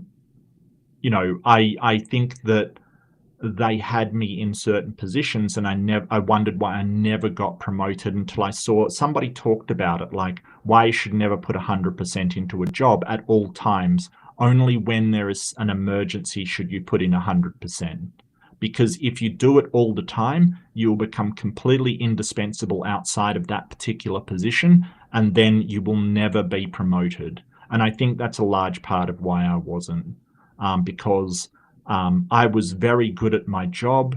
People would come to me with problems basically to solve. And if I was a manager or a supervisor or a senior or somebody higher up, they wouldn't be able to do that anymore. So sometimes that's a bad idea because you don't go anywhere. Make yourself indispensable for the job that you want. But anyway, sorry, I got totally sidetracked. Tangents in the chat. Tangents in the chat. That's definitely tangent worthy. I'll give you the tip right now. I'm gonna throw some in there. Tangents in the chat. But yeah, no, I gotcha, Sterling. It's just, yeah.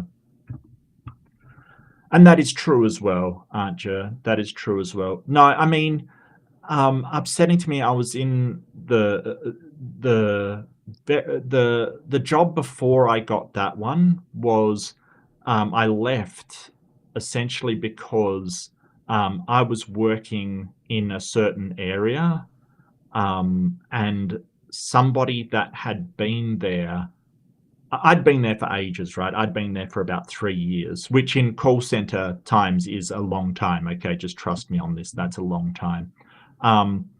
And they promoted somebody that's been there only a couple of months kind of thing. And then they asked me to help train them up. After I applied for the job, they applied for the job, they got it, and then a manager saw me and said, hey, could you help him out because he's only, you know, it's like, wow. Yeah, I'm gonna go. I don't feel like that's very good. Like that's crap. That's pretty crap, right? When you apply for a job, a kid, like I mean, he was like 19, like a real kid. He doesn't know anything about anything. He applies for the job, he gets it, and then they ask you to help train him for that job. Like, seriously? Seriously. Yeah, I don't. And the last I heard from that, um, the last I heard from that was that that poor kid, and I don't blame him, right? Like, it's just a lack of experience. It's the manager that wanted him in that position. Poor kid. He'd done a refund for basically you had to refund for a lack of service. So in the internet world, if your phone goes down or your internet service, you have to do refund calculations for, and he screwed it up to the tune of like hundreds of thousands of dollars. So I don't blame him though. That's the thing. He just didn't have enough experience to be put in that position. But out of service calculations be hard, yo. It's a lot of math. I mean, I'd done them for ages, but that you know, it's hard not to have Schadenfreude, but that's vindicating, right? Like the person that gets your job, that you apply for, your higher position, the promotion that you apply for, then they ask you to train them, then you leave that company because fuck them, right? And then you hear that he's made like a career killing screw up that's cost the company so much money. It's just, you know, I try not to have Schadenfreude, but you know, I just have to go, well, you know, that isn't exactly you know, hard to predict what will happen. Anyway, I'm starting to get salty about the whole thing. So no, but it's not the kid's fault, right? He's just a young guy doing his, you know, the best he can. It's not his fault he hasn't been trained properly and, you know, isn't ready for the job that he's been put in. That's not his fault. It's the frigging manager's fault. Whoever put him there, no, they were high. What the hell? Am I the arsehole for telling my brother to stop coming when I visit home? Yes, I was on this for a while, but, you know. Anyway, that's why I left that corporation. I won't say names, but yeah, then that was the last straw for me. It was a long time coming, but that's the last straw. Hi, I do not use Reddit much. Oh, hi, No Panda.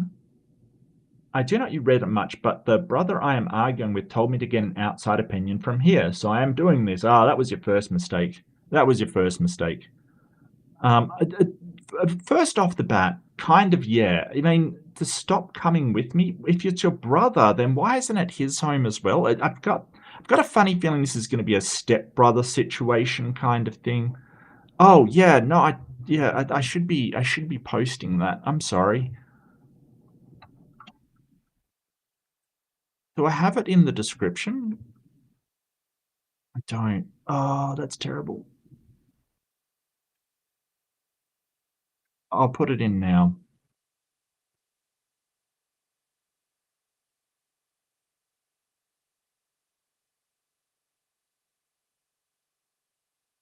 So As Aunt Jo pointed out, this is a crowdfund for Ember's medical bills. It goes straight towards the medical bills. It's not spent on anything else for something completely beyond Ember's control. So we want to try and support, if you can.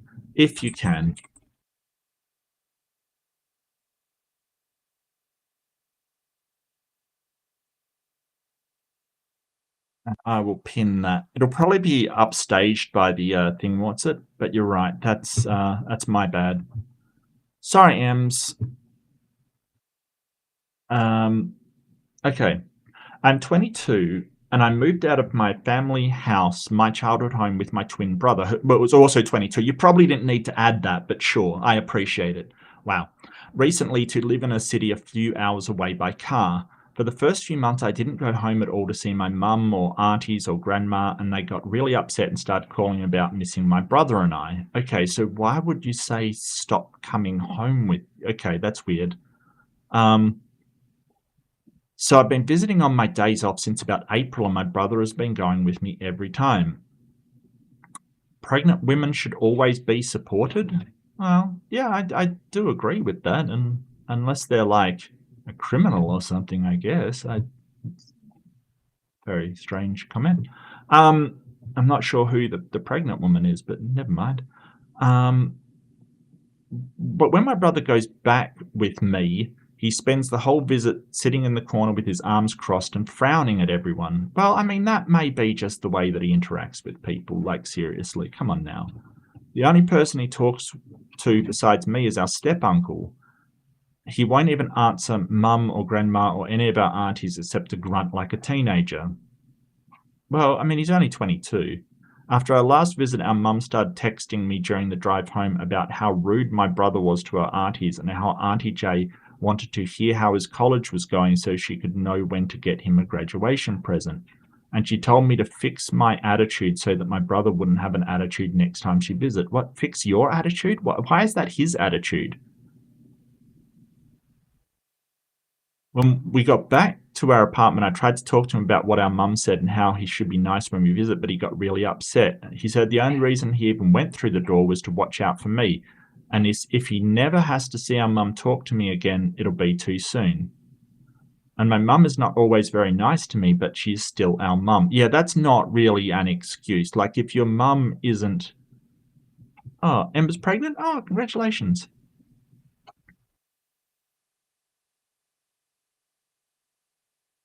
Well, she is a woman. That is what Ember is. I told him that he started talking about when we were growing up and that I should stand up for myself for once. And, well, we were really mad at each other at that point. And I told him, don't even freaking come with me next time. I'll take the bus. And he said that if I do, he won't pick me up when I'm crying on the curb again.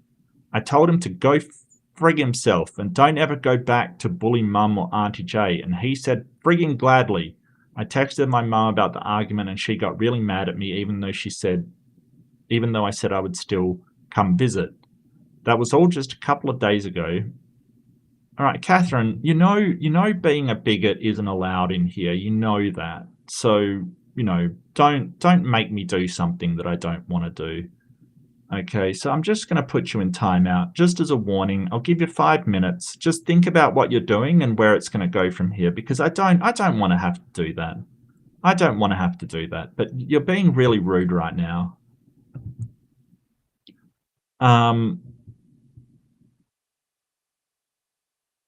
Talk to a neutral party. Okay, that was a couple of days ago. We didn't talk to each other at all yesterday, but today he left me a sorry note and said I should talk to a neutral party like on Reddit. I think that means he will see this, but he isn't like he doesn't know the situation. Too long didn't read. My brother has always had an attitude when she visited home, so I told him not to go home at all anymore. Am I the arsehole? Sorry for the typos and mistakes. I don't use Reddit, not good at typing. Edit. I think I might have explained something bad. My family is not cruel or anything. They just have very specific ways they like things, and I am not good at most of it, so I frustrate them a lot is all. My brother, though, is really patient. Okay, what? Weird? Okay, weird. I don't know about this one. I mean, if your brother is just there to look out for you, and they don't want him there, I don't, if he doesn't want to be there, I don't know why sort of saying, hey, don't come with me if you don't want to be there is bad. I don't think he's the asshole. I just think that if his brother hates being there and he doesn't like his family being upset, like they don't want his brother there, I don't know why he's there. To look out for you? Well, I mean, I get that they're twins, but you've got to let people make their own mistakes, even if they are your twin. Yeah. So if he's just sitting there to protect you, well, you don't need his protection, then no.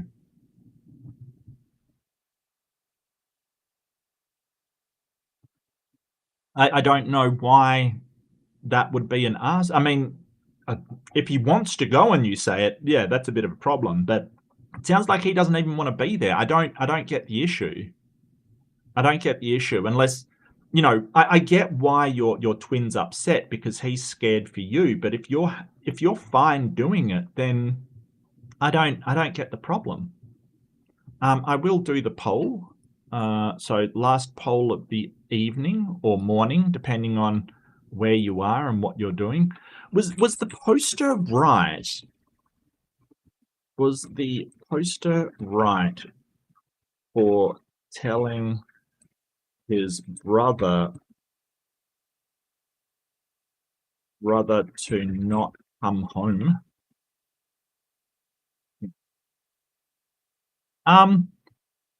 This seems like an argument over a non-issue to me. Like he doesn't want to be there. They don't want him there. And so like apart from like if you want him there, that's something else, but it doesn't sound like you particularly do either. Then what's the problem? Like I don't get the problem. It sounds like he just more, oh, your family treats you like crap. Your family treats you like crap. I've got to stop them. If they're not asking for help, stop rescuing. Like seriously, let him make his own mistakes, and you're not going to pick him up when crying on the thing. Like so, if they upset you, he's not going to be there to support you. Yeah, that's fair. If he's like, well, your family's horrible to you, I'm not going to be there to pick you up if they're horrible to you and you're devastated by it. I think that's fair. I think that's fair of your brother to say, hey, no, I'm not gonna hang around and try and pick you up after they destroy you again. I think that's fair. To be honest with you, I really do. Because I mean, he's basically said, hey, your family is mean and horrible to you. You shouldn't go there because they upset you. If you're going to be upset, I don't see why he would say, look, I've told you what they're like. I get that. But it doesn't sound like that's an issue either. There's a lot of backstory too, right? Okay, yeah, okay.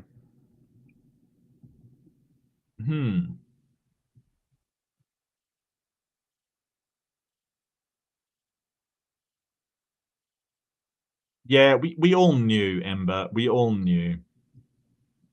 We all knew. There's a lot of backstory too. Your mother and aunt have routinely been cruel to you and your brother, at least it's implied, and they continue to be. Your strategy is keep on being nice and trying to, because family. Your brother's strategy is to avoid them because nasty, but since you insist on going, he goes with you to have your back. Neither of your strategies are wrong, yes. Where we get to everyone sucks here is that you start telling each other, the other one, to use your strategy instead of your own. Yeah, I kind of think so, yes. You should both stop doing that, and definitely stop bringing your mother and or aunt into your conversations. They've done enough damage already. I think you're probably right about us trying to make each other do things our way and not being a good way to go about it, and about not using our mum or auntie's say in our arguments. But we're not cruel or anything, especially not to my brothers or since we moved out. Yeah, but he's got his own interpretation of that. He thinks they're cruel, you don't. That's fine. Like, this is an argument over nothing. I wouldn't necessarily say you're being the arsehole, but it sounds like you take your mum's abuse towards you and your brother is sick of her crap. Yep. I don't think your mum likes you much just based upon how she talks to you. I wouldn't talk to my child like this, and my mother has never tried to blame me for other people's attitude or behavior. Not everything is justifiable because she is your mother. Yeah, and stop like going to your twin and going, well, pretending like, well, you've got to change your twin's attitude. Look, that's their attitude, man. It's got nothing to do with me. I think, yeah, I'm with everybody sucks here. Like, I really am. And the poster says, I think I explained something wrong because in like she doesn't like me. I'm not just a people person. Yeah, but we're taking it from implied that they're sort of saying, hey, you've got to, he should be nice when you visit. Look, if your mum has a problem with his attitude, talk to him. Like, why you have to be the one to change your brother's attitude is beyond me. Like, why? If you've got a problem with the way that he is, talk to him. That's not me. It's weird. It's very strange. She says, Mum, yeah, okay. Seriously, dude, you're the arsehole. Your brother is clearly going to protect you, and you've eluded him. Eluded. That means to sort of evade. Alluded means that anyway. You've alluded to him having a reason for that. Why are you mad at him? Because he wants to make sure your family doesn't treat you badly. It's because it's not up to him to dictate how relationships in the family should be. Like, it's not up to him to go and glare at people until they're nice to your brother. That's not his role. And, it's just causing more problems than it's solving. I think the everyone sucks here that sort of said, hey, stop trying to expect each person to act towards the family like you want them to is actually pretty astute. He is guarded because, and your family blames you for his behavior. You get mad at him and your mum gets mad at you for getting mad at him. How do you not see how messed up that is? Sounds like he's the only one with your best interests at heart. That is true. It's definitely something to take into consideration, but I still think that everyone needs to take a step back and go, well, if he doesn't want to be there and you don't want him there and they don't want him there, then you can just go, well, you're in charge. Like, it's time to go, well, you're 22. You have to take responsibility for your own relationships, especially with your family, especially. Your mum making your brother's attitude your problem is a red flag. Yes, agree. And a sign that maybe he's right. There's question marks after this because I only have a little snapshot that shows one red flag. Fully answering what's up would require a deep dive into your family. Anyway, not the arsehole. Even in your brother's version, you're a bit of a victim. Even if your mum is wrong and your bro is actually helping, you decide to take what form of help that takes. No, Jay, I think I explained it wrong. Ever since we were kids, if I had a bad attitude, I was accidentally passed it on to my brother. So that's why she told me. You can't pass on a bad attitude. Seriously, my guy. You don't, if you've got a bad attitude, you can't, no. Seriously, you don't go, well, my brother had a bad attitude, that's why I do, it's not my fault. No, get out of here, man. Like, seriously, what the hell? Yeah, no, I think they really need to just butt out of each other's lives for a little bit. I know they're twins and twins are close, but seriously, no. I'm going to upvote it because it is interesting, but yeah. And what the people got to say, it is awesome. It is. Yeah, we're doing the C-section. Well, that's entirely your decision. That's entirely your decision, Jester, hello, Jester, says everyone is terrible. Everyone is terrible. Is closet because it sounds like the mum and the aunt are the ones making it a problem. Yeah. Also, fucking awesome, Amber. Oh. Thank you, Jessica. Well, that was the only comment, and yeah, I think this one is just sort of everyone sucks here. Like, he should stop expecting his brother to behave in any way, do anything. His attitude is his attitude. Stop blaming yourself for passing on a bad attitude. I mean, come on now, please. And he should stop trying to protect him from things that he wants to do. Like, the brother should stop trying to protect this guy from things that he wants to do. If he wants to go to his families and be treated like crap, then that's up to him. And yeah, you don't have to pick up the pieces either. You know, if you've said, hey, I'm not picking up the pieces, that's fair. That's fair. I totally get it. Totally get it. Maybe try having a discussion about it when, if your brother's upset, say, hey, they make you upset and this is why I don't want to be there. But if you want to be there, that's fine. It's just, that's something you're going to have to accept, is they're going to make you that upset. But that was the last aimbot for the day. Thank you so much for joining me. I will get rid of this. Thank you for being there. Big shout out to Deviant. I don't think I said hello, Deviant. So it's matching hats for the baby. Yeah. Yep. Yep. Now I just want to celebrate. Yeah.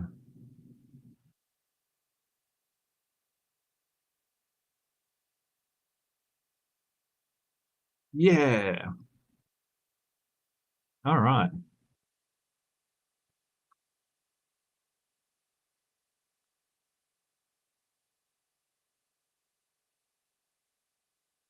Okay, I'm just reading a message from Ems. Thank you, Ems. Okay, I gotcha. That kind of sucks, but that's all right.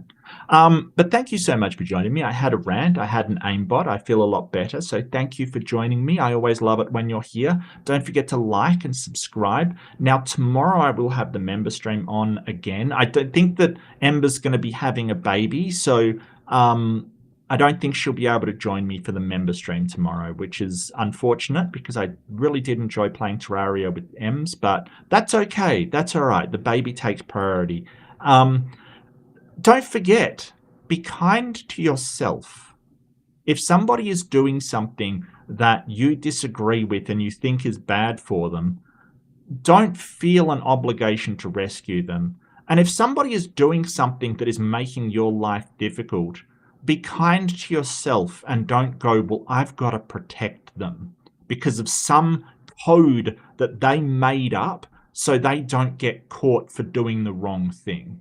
Like, don't feel that you have to do that, because at the end of the day, all that's going to happen is you're going to resent them, because of course you will. They're making your life incredibly difficult. That is not okay. And respect yourself enough to say, hey, they shouldn't be allowed to do this. Because the thing is, if the roles were reversed, I will bet you that person would be the first to be jumping up and down about it, complaining. And these codes, these things, they only ever go one way. It's only ever in the benefit of the criminal, in the benefit of the people doing the wrong thing, in the benefit of the people exploiting others' sense of honor and duty in order to get what they want. If there's one thing I learned from school, the snitches get stitches thing is not there because they're trying to convince you to have some kind of honor code that protects them. It's not there for your benefit. It's not there for your peace of mind. It's not there to benefit you. It's not some kind of honorable thing. It is simply to protect wrongdoing. That's all it is. So fuck them. I don't care. I'm gonna tell. Absolutely. Because I don't want this behavior to continue. That's be kind to yourself and not accept that crap. Look, it could be that there are ramifications for doing that. Totally get it, totally understand it. But the people saying it, don't take the word of them, because they're just trying to protect themselves. And that's why the people that say that stuff are criminals. Okay. We got a ban. Ooh. Yay! Banhammer's in the chat. Woohoo! I doubt that's the real... Oh, and the poll. Everyone is terrible. Yeah, so split everyone is terrible, no one or right. Yeah, I get all three kind of thing. I really do.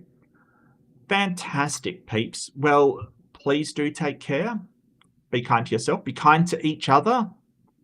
Don't take advantage of somebody in the workplace to cover you if you have slept in. Just apologize, be professional, say, totally my fault. Own up to management about it. Say, look, I know this is an issue.